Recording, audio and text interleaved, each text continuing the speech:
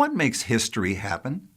This is a question not just for historians, but for everyone to think about, because what answer you arrive at influences how you live.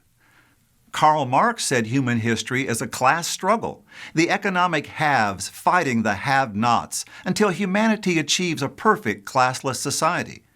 Now, think of how the views of Marx led to the bloodshed and violence of the Bolshevik Revolution, the Cultural Revolution in China, and the Pol Pot genocide in Cambodia.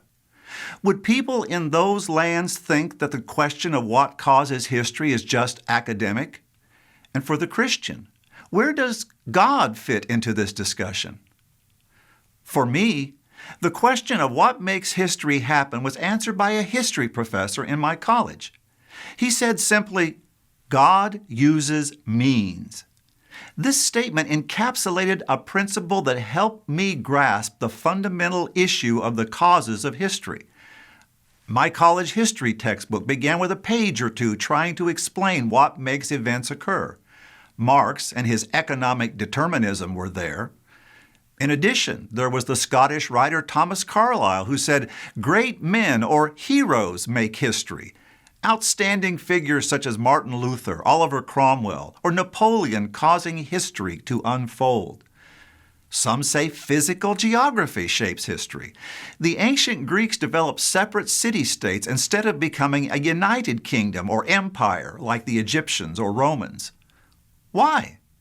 Geographical interpreters of history say the topography of Greece is the reason.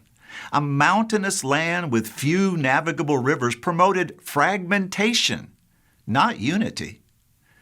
English writer Arnold Toynbee said history is civilizations confronting obstacles, devising solutions to overcome them, and so advancing and establishing the ideals of that civilization. The Cold War in this scheme was the response of America and Western Europe to the challenge of communist totalitarianism.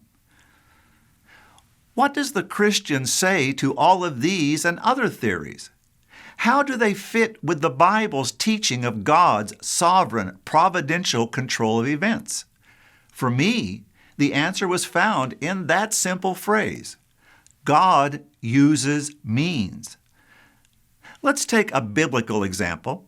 How did Joseph become a ruler in ancient Egypt? Politically, Egypt was a dominant power of the era. Economically, a slave trade flourished between Egypt and its neighbors, allowing the Midianites to purchase Joseph from his brothers and then sell him to an Egyptian army officer. Joseph fell afoul of the Egyptian legal system when his master's wife falsely accused him, and he was imprisoned.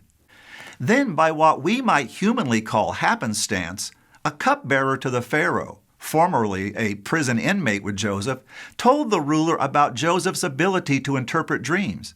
Joseph's success in interpreting dreams in turn caused the Pharaoh to elevate him to a high position. Yet, when speaking to his brothers about the events that took him from his father's household to high office in Egypt, where he helped save his family and a whole nation from famine, Joseph said, "But as for you, ye thought evil against me. But God meant it unto good, to bring to pass as it is this day, to save much people alive." God used means with Joseph to accomplish his purpose. Let's take an even greater example, the coming of Jesus Christ into the world. Paul writes, "But when the fullness of the time was come, God sent forth his Son." Fullness here is a set or prepared time. God prepared the setting for the coming of his Son. How? One way was that Jesus was born a Jew. As the Messiah, Jesus fulfilled the Old Testament offices of prophet, priest, and king. But God used other means as well. Jesus entered a world dominated intellectually by Greek literature and forms of expression. Thanks to the conquest of Alexander the Great, people could understand the Greek language from Western Europe to India, making the written and spoken spread of the gospel that much easier.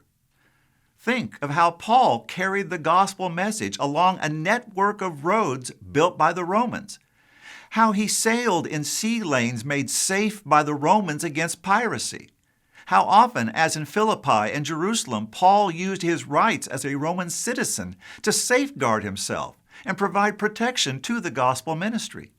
God used all sorts of human means to create an ideal setting for the coming of Christ.